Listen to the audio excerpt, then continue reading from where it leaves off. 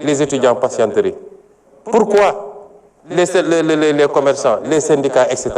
bu dee ñun lii lépp am na ba pare ñu ko def ne fi fang dara fekku leen fi kuñ ci jàpp sax ñi ngi pexe duñ koy génne. bañ koy lebuñu ko ci turu Sénégal parce que laajuñu waa Sénégal.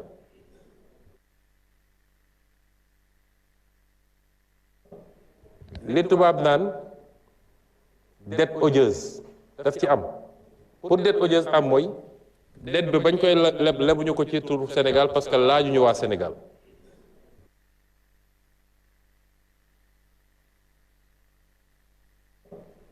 li tubaab naan dette odieuse daf ci am pour dette odieuse am mooy dette bi bañ koy lebuñu ko ci turu Sénégal parce que laajuñu waa Sénégal. Une ou deux fois, c'est toute une procédure. Je n'avais pas tous les leviers. Quand je parlais à certaines occasions, je parlais en tant que chef de parti politique qui donne son opinion. N'oubliez pas que j'étais simple Premier ministre. Les pouvoirs du Premier ministre sont extrêmement limités dans ce pays. En réalité, dans tous les pays du monde, la dette, elle se refinance, elle se renouvelle. Mais vous auriez pu demander son annulation comme une dette odieuse? Oui, dette odieuse, vous utilisez le terme, je l'ai utilisé une ou deux fois. C'est toute une procédure. Je n'avais pas tous les leviers. Quand je parlais à certaines occasions, je parlais en tant que chef de parti politique qui donne son opinion. N'oubliez pas que j'étais simple Premier ministre. Voilà, ñoo gisandoo vidéo yooyu yëpp Amar loo ci mën a teg waaw. D'abord premièrement. waaw. Sénégalais yi yéen ñëpp déglu ngeen Ousmane Sonko. bii mooy premier bi muy dem Assemblée nationale. C'était le 28 février.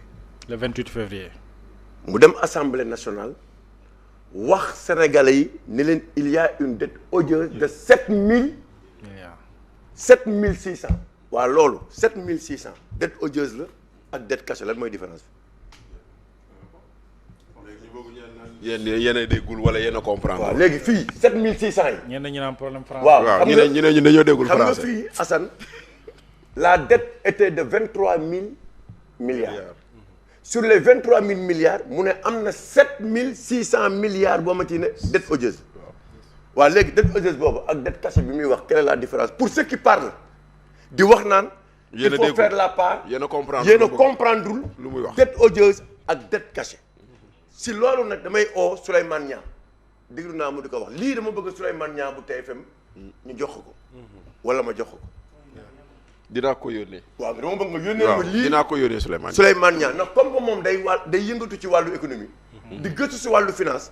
dama bëgg nga laaj ma fii quelle est la différence entre dette odieuse et dette cachée bi mu waxoon de 7600 milliards ba xam 7600 milliards yi dette odieuse la bu fekkee am na dette cachée mu indil ma ko. léegi beneen bu may laaj Omar. léegi beneen bu may laaj image yi nga wane ñaar yi.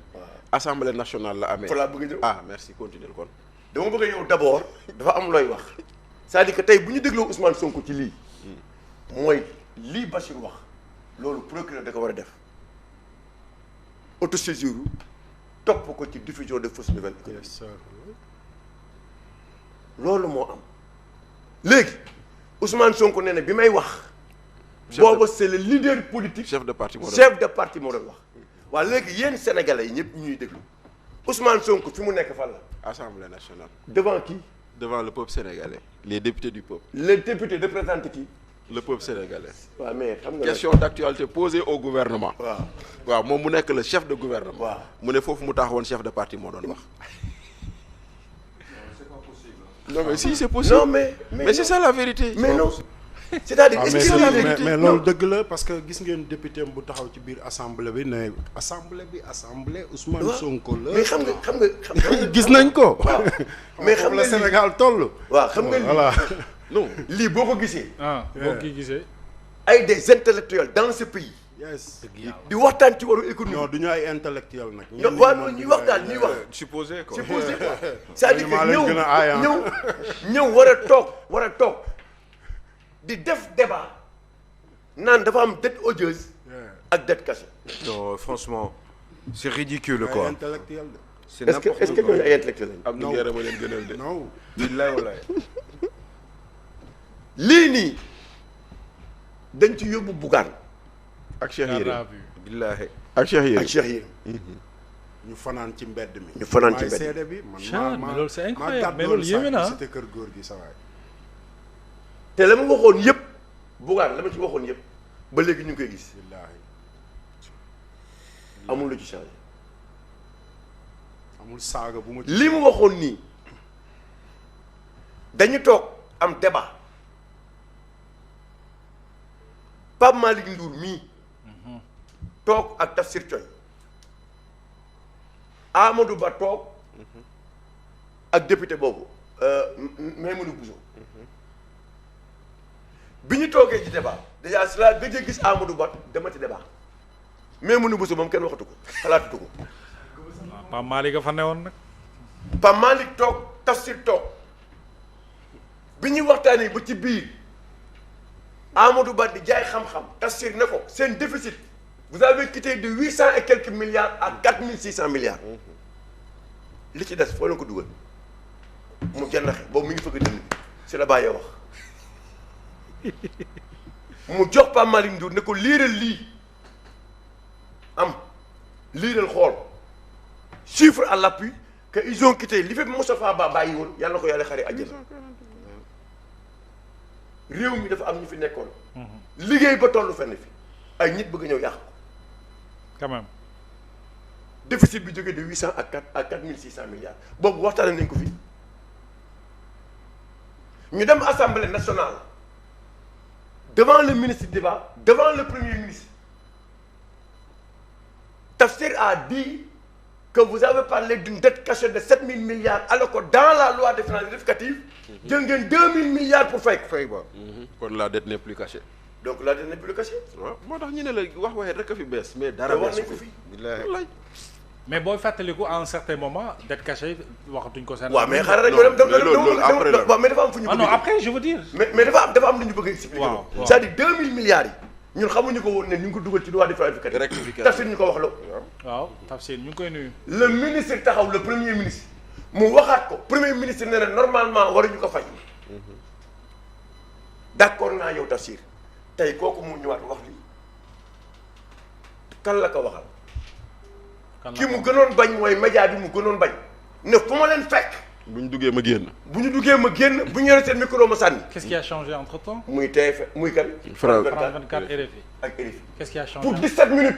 waaye déglu li ma la wax Mouhamed li muy wax dafa am pour 17 minutes de débat.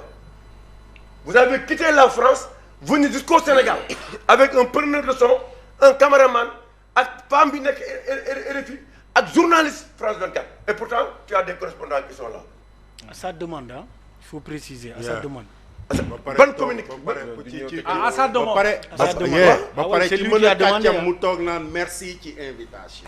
Non, à sa demande. déglu ko yooyu à sa demande. loolu la man Ousmane mën naa la dolli leer parce que da nga war a leeral sénégalais yi ne leen kii C'est à sa xam nga demande. li ma wax nit ku dangereux la. C'est à moo sa tax demande. dama koy wax ñëpp ah dafa bari ay sénégalais yu ne bu nag fàtte ne Elimane Ndaw mi nga baal ma c'est mon promotionnaire maa ngi koy nuyu Baye Fall baal ma rek ma wax lii dafa bari ay sénégalais yoo xamante ni maanaam dañu commencé di ko ignorer ne duñ ko déglu non loolu baaxul nañ koy déglu parce que di xam loolu mooy ndimbalu askan bi ñuy xam buñ ko ignorer de ñiy gedd nii même ñi ànd ak moom dañuy continuer di xoolal na lépp coupé ci kër gi ngay déglu Ousmane parce que boo défendre Ousmane tey wallahi suba Ousmane mooy ñëw gàcceel la sa télé ngay toogaat ak sa njaboot mu ñëw ne maa waxoon lii waxee leen laa bëgg a dolli ci lu mu wax moo di ni pendant 2 ans RFI ak France 24 daw nañ ci ginnaaw pour am interview amuñu ko